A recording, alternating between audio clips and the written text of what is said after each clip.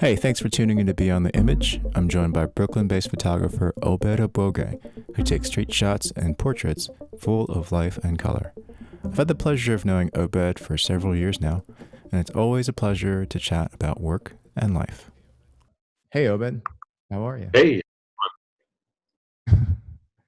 It's been a while. Just wanted to first thank you for joining me and having this conversation. I know that a lot of people are finding time to be very precious right now and limited. So I appreciate your time. yeah, no, thank you for having me. So, first off, I think that, we generally do talk a lot more about the work, but in this moment, I feel like it's important to have some relevance into this conversation. So can you just tell me, like, first off, where's your head at? I know that a lot has been going on. Where are you at right now? Um, I think for me recently, it's not even so much that it's a hard question. It's just that it's one of those like, how much time do you have Long for like a question. It's a long answer. um I think the kind of analogy I've been giving people when they've asked me that, I guess especially like in the past 2 weeks, is a lot of times nowadays I feel like I'm treading water. So there's some days where I kind of feel like maybe I'm going underwater or I'm sinking a little bit. There's other days where I feel like I'm swimming and I'm happy, I'm good. But I feel like kind of the space I'm in now, I'm okay with days where if I just got through the day and I treaded water and I didn't sink, then that was a good day. That's kind of how I'm treating it at the moment. I'm very much kind of taking it on a day by day basis and kind of just making sure I prioritize my joy and just my peace. And so I've kind of been trying to find any ways, or find different ways that I can kind of do that. And that's been super helpful because it's obviously it's really draining, kind of just tuning into everything that's happening around us. I was gonna say it's happening on the news, but it's not just on the news. This is our reality. So yeah, I think I'm still trying to remind myself that despite the fact that all of these things are unfolding around us, I still have a life. I can still go out and have a good time. Like yes, I went to Prospect Park and there was some amazing live music. Um, so just trying to make sure I'm not becoming a prisoner of the moment in the sense of that I'm kind of just getting completely weighed down by the reality of everything happening around us. Um, and for a time, I felt a little guilty doing that. It kind of felt I kind of felt bad that I was still finding moments of happiness or moments of joy in the middle of the pandemic, and then obviously in the middle of all the unrest that's risen out of George Floyd's killing 2 weeks ago. But yeah, I think I've kind of owned that at this point, where like if I'm going to be able to be my best self and kind of be my most energized self when I'm coming out into the world, I have to make sure that I'm good. So I've kind of just been making sure I'm paying more attention to that. You've had a lot of work, or at least one of the times we spoke recently. By the way, you and I have known each other for years now, so I've seen a lot of different evolutions of your work, and it's such an exciting time that when I last heard that you had received a grant to do portraits of I think it was Black men with mental health issues. Could you explain a little bit more about that project and where that's at right now? Yeah, well, that actually was a solo project, or kind of something that I wanted to take off on my own. To be completely honest, I haven't made much headway with it, and I think maybe this conversation is a good reminder that, I mean, damn, if there is a time to kind of focus on that, I can't think of a better time than now. But basically, from the one we had spoken, I'd actually won. It was a contest of actually my student loan provider.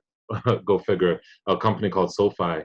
Early last year, they had a pitch contest where they're asking people to give a 1 minute pitch on a project or an idea that they're working on, and then the audience and also folks who are watching the live stream would be able to vote from home I believe it was me and I believe four other people. So I think there was five of us all together, and we all had a chance to kind of go up behind the mic, 1 minute each, and kind of just let folks know what we were working on. And I was fortunate enough, through the support of like some of my friends and family who were watching, and then I think also just the idea that I had resonating with people who were watching from home.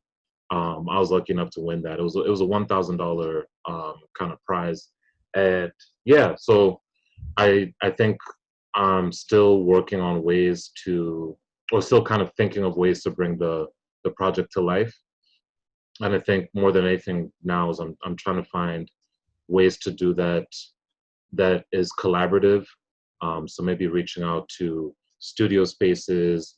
I just want to be able to focus on just doing the project and not so much like the admin stuff of having to secure a studio and all of that. So I think I'm kind of just more in the planning phase. And once I have everything lined up, I definitely want to hit the ground running with that. Well, but you can use this studio, by the way, for your project. Just So there we something that you go. should know. Yeah, Right now, I did it behind you there, but yeah. yeah, just follow your proper COVID protocols and you're good to go. Uh, Okay. but yeah, Appreciate that. that sounds like something that I think would be a very opportune time to really get some of those emotions flowing, and also maybe to connect a bit more, because there seems to be a bit more openness in terms of how we're willing to engage with others, and that's not maybe not widespread, but I see it as being one of the signals of the moment. So in the past week, I remember texting you last week, and it was a very raw time. Uh, Hmm. in the past week, obviously a lot of things have happened. You did a really successful promotion and managed to get a lot of people checking out your work online, which has been great. And also, I'm sure there's been a lot that has, so a lot of the actual events that have taken place in, say, the government's actions, things that you had cited in our text message last week. How do you feel about the evolution of this process? Do you feel uh, hopeful about that? And are you just kind of speaking to like all the protest and the movement that's kind of come out of in the past 2 weeks? Yeah, in a sense. I mean, seeing that there's actual legislation in the air and being passed, Mm-hmm. signifies that there's uh, some genuine momentum here. So I'm just curious to see how you're feeling about the way things have evolved over the past week or so. Yeah, I'm honestly it's interesting you asked. I had a similar conversation with a friend a couple of days ago. Um, I tend to err on the side of pessimism when it comes to the government and when it comes to kind of like real tangible change. But I think a lot of that is starting to change a little bit on my side. I definitely would say that I'm hopeful in this moment, and I think for me, what's made me maybe more hopeful than I have been in times past is it just seems like there's more solidarity in this moment than we've had before. And when I say we, I mean like specifically speaking of like the Black Lives Matter movement. Um, I remember going to protests a couple years ago and marches where it was almost exclusively Black people, a few brown faces, and you were lucky if you saw a few white people out there. Whereas now, in the past 2 weeks when I've been out, I've definitely noticed there's more support from non-Black people out there, and and I've always felt that it's going to take an orchestrated effort from everyone for a lot of this stuff to come to fruition.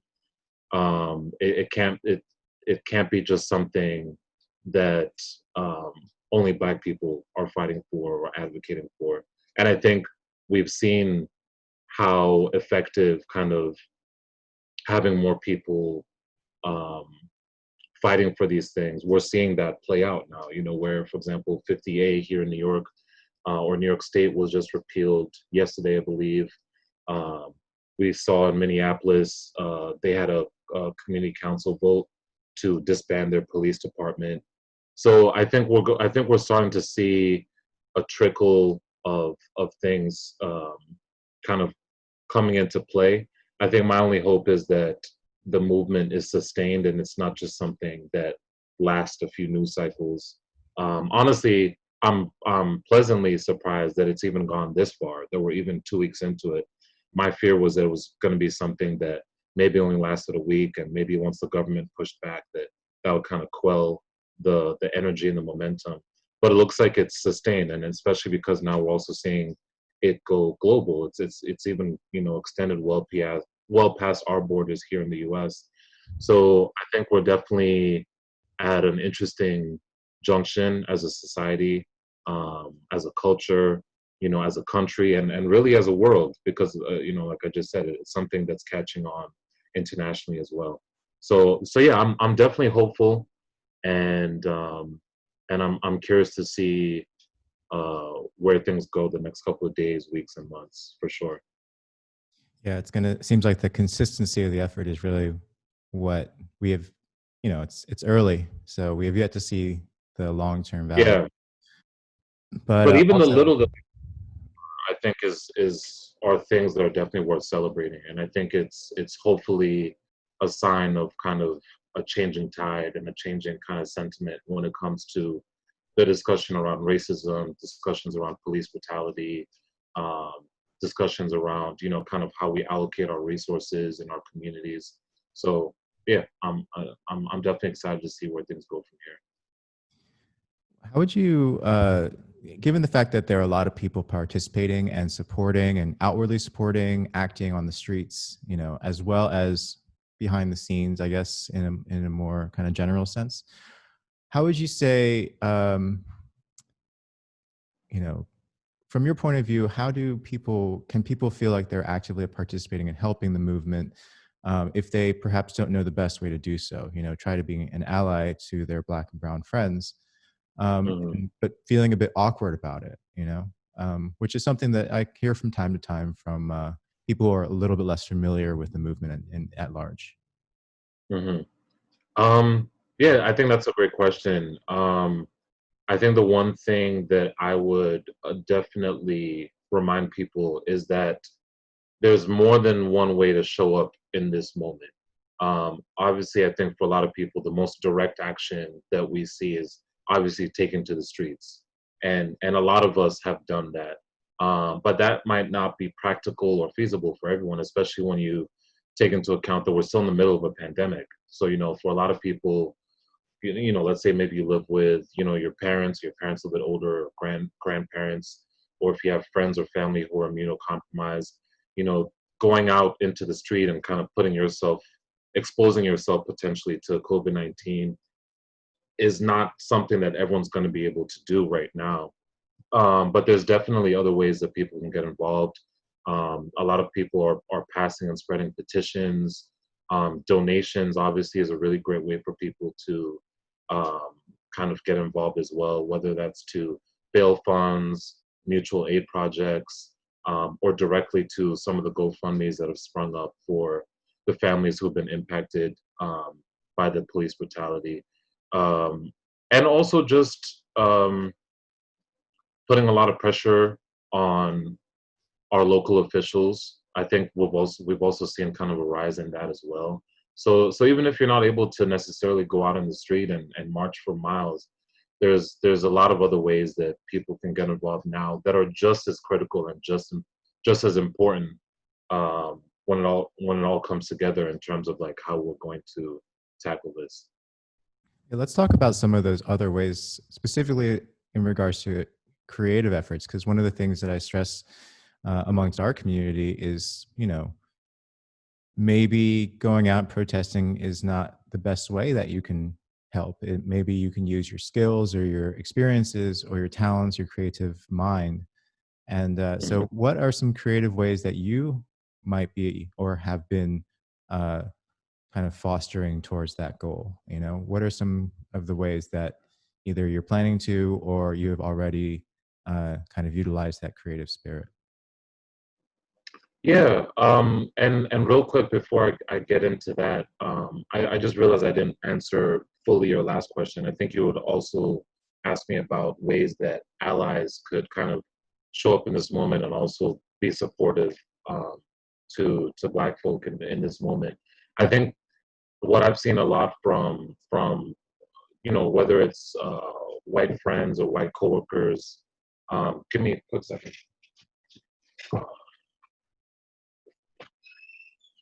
I'm in the middle of this call. What's up?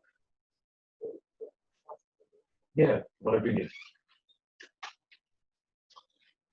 All right, sorry there. Yeah, I think what I would let them know is I think a lot of them are kind of freezing up out of the fear of not doing the right thing or making mistakes or maybe saying something that doesn't that maybe is a little tone deaf or isn't, and I understand that fear and I understand that anxiety, but I think I wouldn't want people to let that stop them from taking action. I think that's the most important thing now. Just kind of figure out where you want to start and go from there. And you'll learn as you go. All of this is iterative. No, none of us, unless it's people who have been, active in this work, whether it's maybe you're a community organizer or you've been involved in some of these organizations. But that's just a small segment of us. Most of us, that's not the case. So even for me, this is still an iterative process. I'm still learning as I go. I'm still kind of ingesting information and resources that are coming my way. So I think that's the most important thing for people who are interested in being allies in this moment. I think the best place to start is at the very least to educate yourself about these issues and become more familiar about why people are in the streets right now. Obviously for me as a Black man in America, I'm intimately aware of all of the issues and I know why people are in the streets and why I'm out there. But I understand that for some of my allies or some of my white friends or non-Black friends, they might not be as kind of intimately aware of how racism affects like many different aspects of our lives. So I think that's where I would encourage people to start is at the very least familiarize yourself with these issues. That way, whenever you are ready to kind of take action, it's coming from a more informed place. Yeah, I think that's a very important point to raise is the the element of self-education, and how easy it is to access the resources that are coming directly from the source, from the people who are currently leading Black Lives Matter around the country and really across the world. So, um, going back to the question about creativity, how are you kind of like spinning your creativity now? Yeah, I came across a really great interview with Nina Simone. And for anyone not familiar, I'm sure most people know of her, but great songwriter, amazing musician. But I think a lot of people also may, or some people may not know that she was very, very active and involved in the civil rights movement. And there's a great documentary of her on Netflix I'd encourage everyone to check out. Um, and the interviewer asks her what she sees her role as an artist in kind of at that point in the civil rights movement or the movement of her time. Um, and she just responds really eloquently and says that it's an artist's duty to reflect the times. And I think that was very powerful for me watching that exchange that she had during that interview, just because the amount of like fervor and energy that she had behind it. And kind of circling back to our conversation earlier, we all have different roles to play in this movement. And for us as artists, us as creatives, a lot of us have been gifted with the talent of being storytellers. So I think that's the onus is on us in this moment to tell the stories happening around us. And that doesn't have to be so narrow. It doesn't have to be necessarily just what's happening on the streets. There's other ways to kind of um, depict, record, document what's happening in this moment that might not necessarily require you being on the front lines, so to speak, or right on the, right in the middle of the action. So I think that's what I would kind of challenge all of my fellow creatives and artists is just not to forget that that's you have a gift and you don't ever want to be in a position where you're sitting on that and not using it in some way. Um, So yeah, I think that's what I would yeah remind all my fellow artists is just it's our duty to reflect the times, and it's up to you to find out how to do that in a way that makes most sense to you and in a way that speaks and resonates with you as well. I feel like now would be a good time to pop into one of your images that I happen to really, really like. And so, one thing uh, that I've had the pleasure of, you know, being able to see a lot of your different phases of work, and this is an image which you've entitled "Black Boys," Hmm. and to me, it has a lot of this very special um, magic sauce. All right. I I like don't that know how to magic. really bring it into a more tangible way, but that's kind of what I think of when I see the image that really has a great resonance.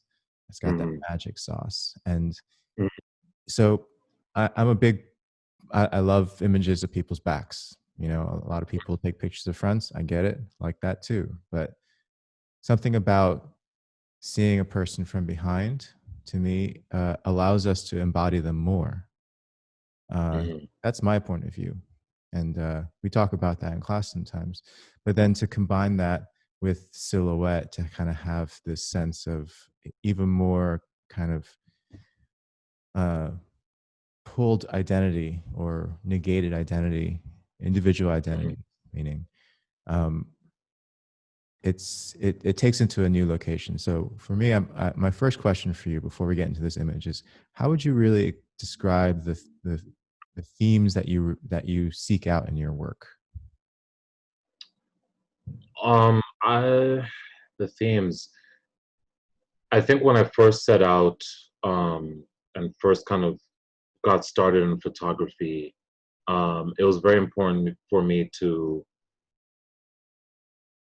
kind of give a platform to voices and faces that you don't typically see in the arts and in media, or if and when you do see them, it tends to be very one dimensional. And that's speaking directly to, obviously for Black people and also just people of color as a whole.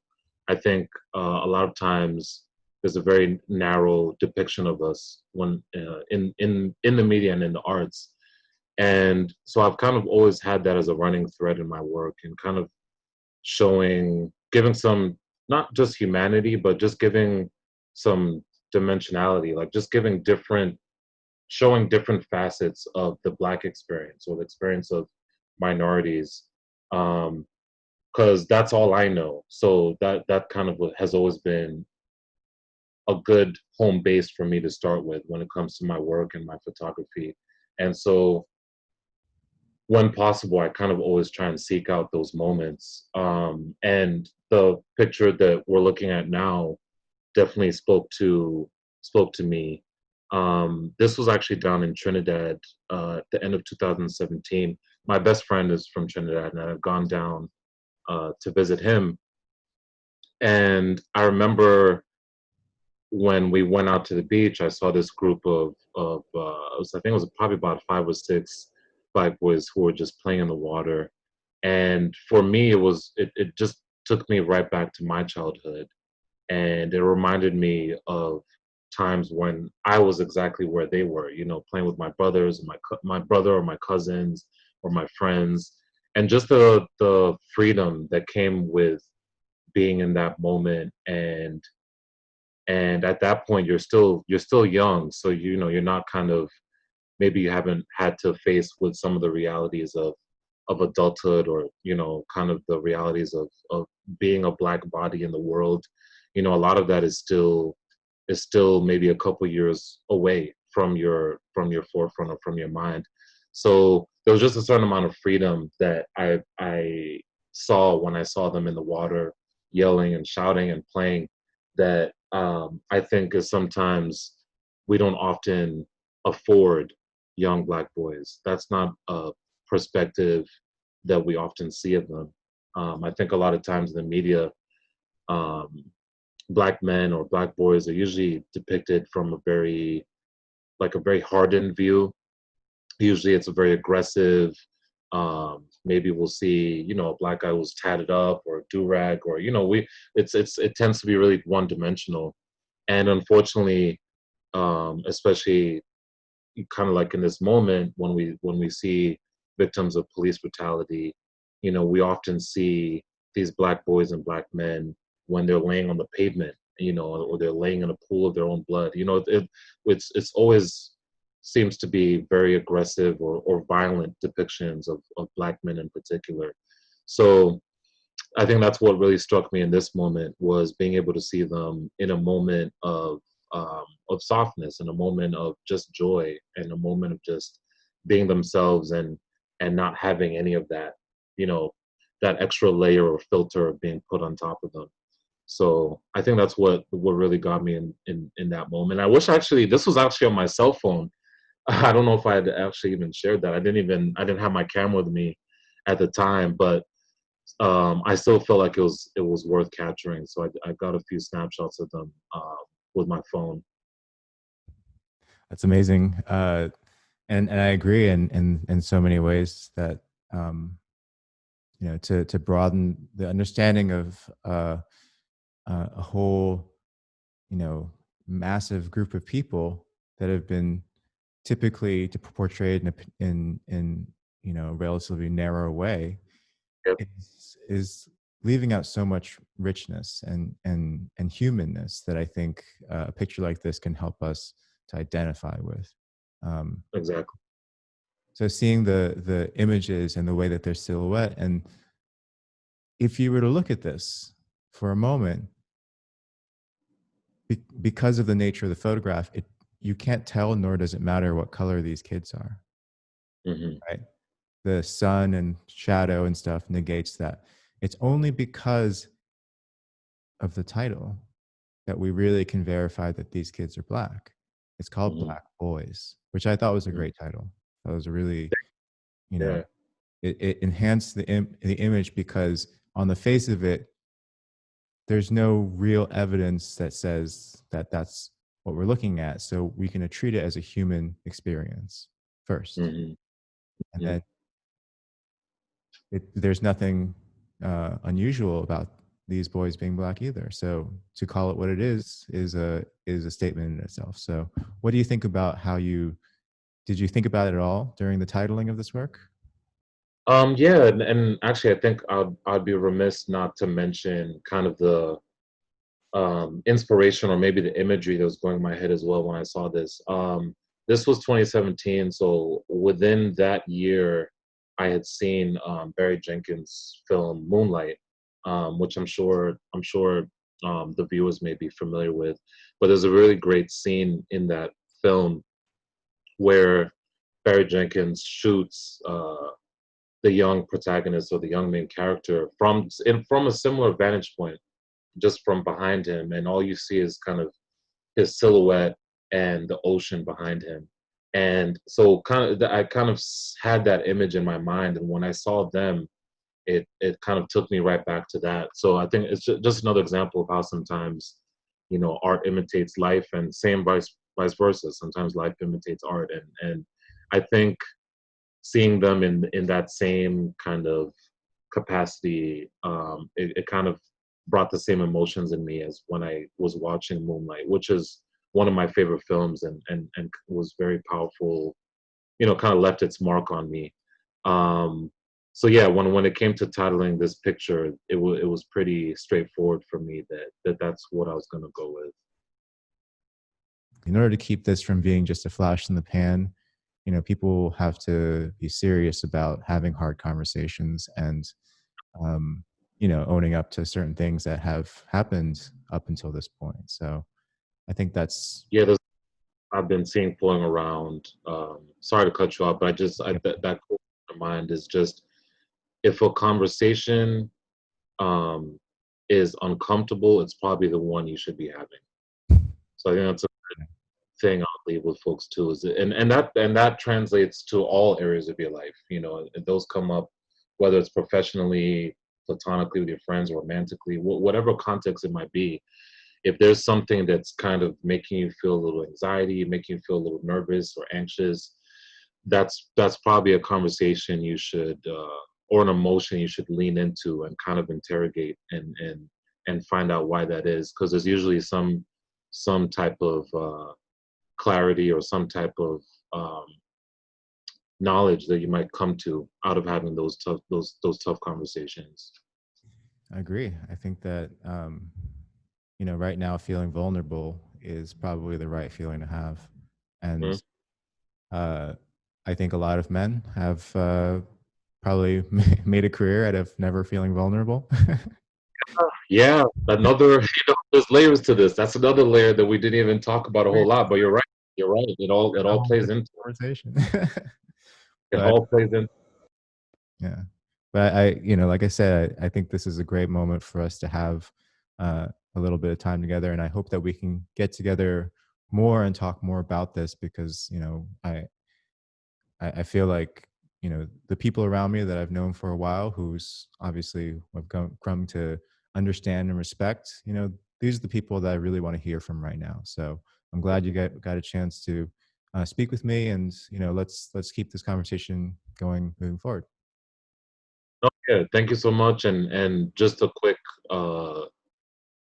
thank you for all the work that you guys have been doing in the middle of the pandemic and now in the middle of like all the unrest. You guys have definitely kind of given a platform, and for us as artists, us as creatives, as photographers specifically, for a lot of us, that we might not have had otherwise. And I know for me, especially looking back like at the month of May, those April print sales, I would not have been able to make ends meet last month unless those had come through. So I appreciate all the work that you guys have been doing behind the scenes to support that and to keep that going. Thank you so much. Oh man, it's been my pleasure. It really is. It without this, I wouldn't have made it either. To Mm. be perfectly real, I would have probably lost my head a while ago. So I'm just happy that we have made the community a little bit stronger in the time that we've had a really tough couple of months. And from here on out, honesty, communication, and just being real in ourselves is gonna do a lot. So I just look forward to that. All right, Obed. Well, stay safe, man. Don't, Thanks. We'll we're talk still in soon. the pandemic, so we got to keep ourselves safe. We got to keep ourselves healthy. Hmm. All right. I'll talk to you. Listen, thanks again. Hey, good luck, man. Talk to you soon. All right. Bye.